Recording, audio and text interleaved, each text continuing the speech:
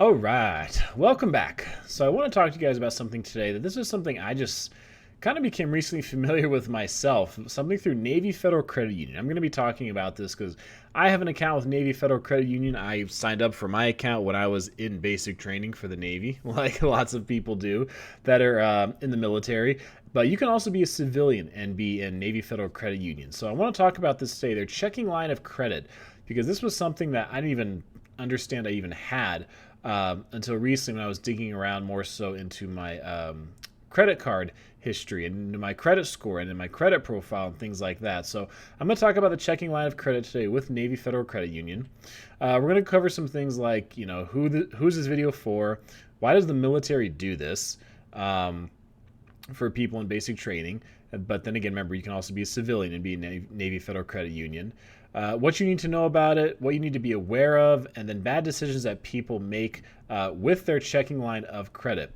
So this is something that said I signed up for this when I was in basic training with the Navy. I think just about everybody in basic training signs up for it. So they come, give you the presentation, you sign up. If you are not in the military and you want to be in, one thing I've heard, if you don't know someone who's in the military or anything like that, is that you can call and let them know that you had a grandparent who was in the military and you can get in that way. I've heard of that. I've never tried that because I just got in at basic training. So here's what we're going to look at though.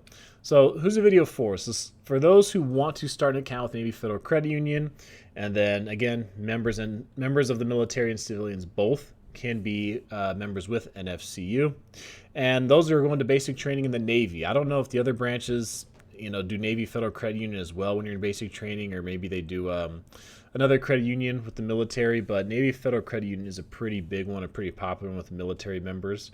So this is what I'm going to focus on. This is the one I'm in.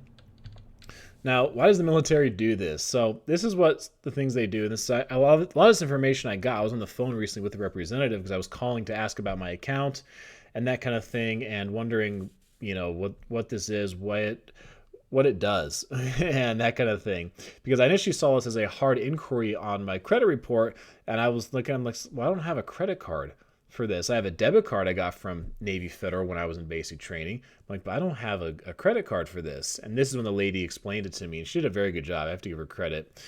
She said, really, the military does this to help protect people from overdraft and helps with establishing credit.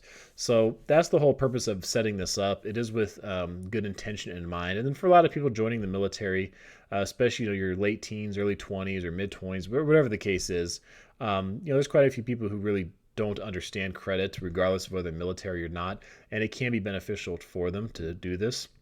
So here's what you need to know. You might hear the words line of credit. You hear people talk about that or use that term, line of credit. Well, with Navy Federal Credit Union, checking line of credit, it really works as overdraft protection. That's probably a better way to think of it, is you have overdraft protection if you have this checking line of credit with Navy Federal. Now, it starts at $500. That's what mine is at.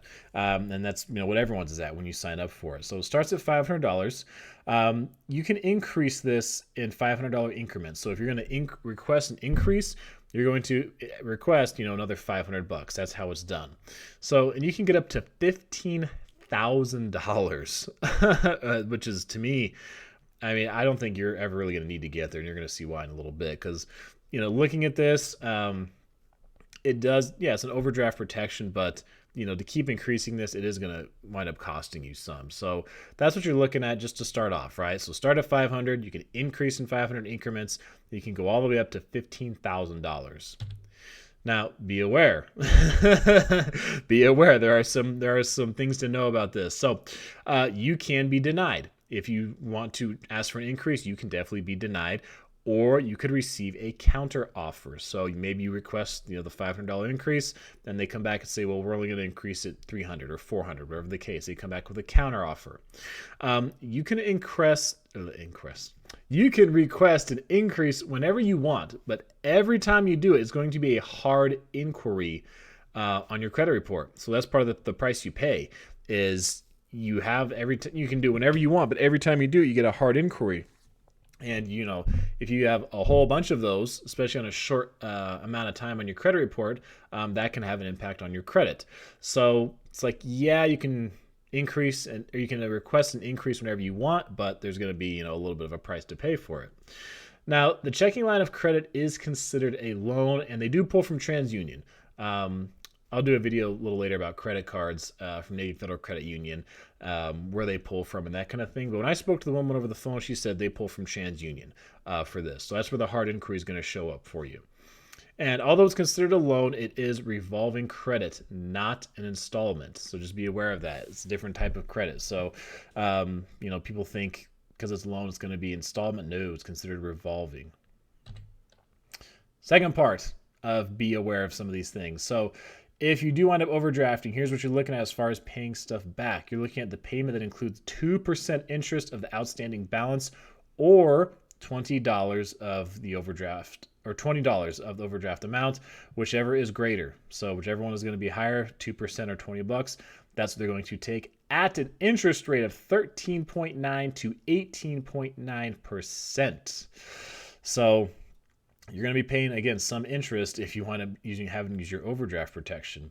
Now, one thing to know is when the deposit comes in, it will take out a portion to make payment before you get the rest. If you're in the military, so once your check comes in that twice a month, if you're in the military, Uncle Sam's going to get his money first. They're going to take that portion out that you owe. They're going to take out the portion that you owe of your check, and then you're going to, get the rest of your paycheck, but only if you're military. This is something that was interesting. The lady mentioned that. She said only for military. So if you're civilian, it doesn't look like that's the case, but nonetheless, you still have some interest to pay on it. Bad decisions, okay? Bad decisions some people make when it comes to their checking line of credit.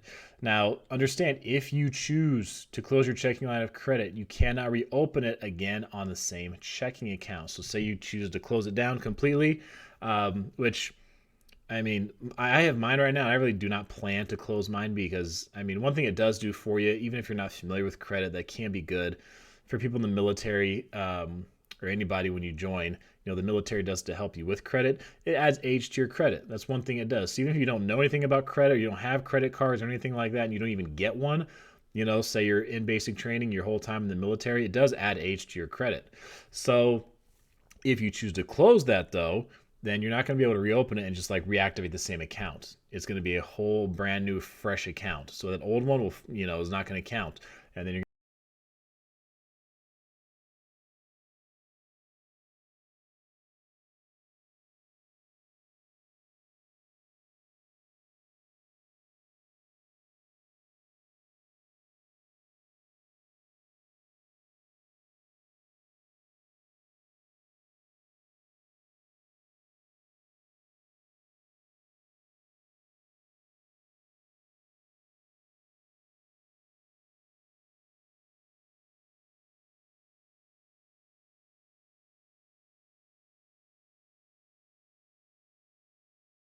dollars they overdrafted like they would putting it on a credit card, and they know they're just going to pay interest on it. That's not a good idea. Just simply because of the interest rate you're going to pay on this, like we showed a minute ago, 13.9 to 18.9% interest.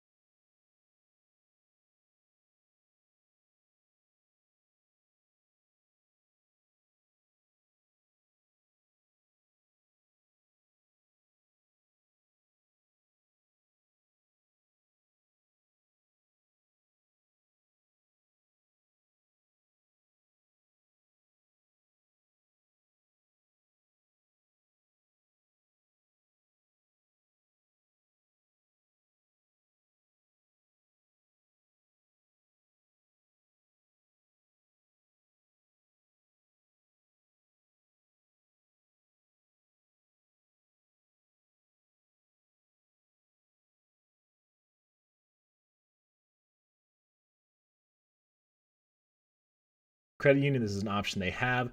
So I think it's good to an extent, but once it serves that purpose of having that $500 of coverage, then I think there's a lot of other different financial tools and different things you can be using, especially if you want to build your credit and have more access to more money and things like that. So I appreciate you guys checking out this video. I do want to hear what you have to say down below.